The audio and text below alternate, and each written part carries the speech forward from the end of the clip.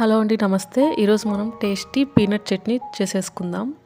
ముందుగా దీనికోసం ఒక ప్యాన్ పెట్టేసుకొని హీట్ అయ్యాక అందులో ఆయిల్ వేసుకోవాలి.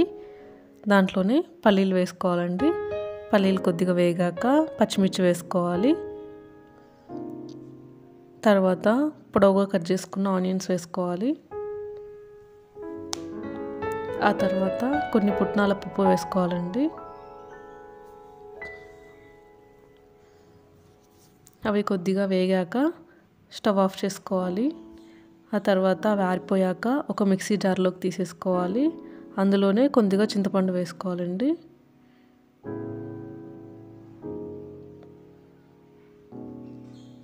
మిక్సీ జార్ యాడ్ చేసుకున్నాక మిక్సీ పట్టేసుకోవాలి. ఈలోపు మనం అదే ప్యాన్లో కొద్దిగా ఆయిల్ వేసుకొని తాలింపు గింజలు వేసుకోవాలి.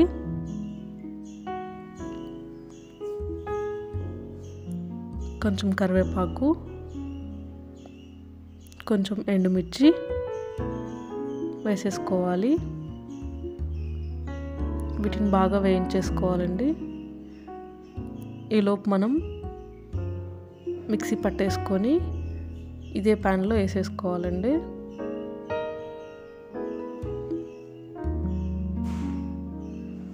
అంతా బాగా కలిసేలా తిప్పేసుకోవాలి.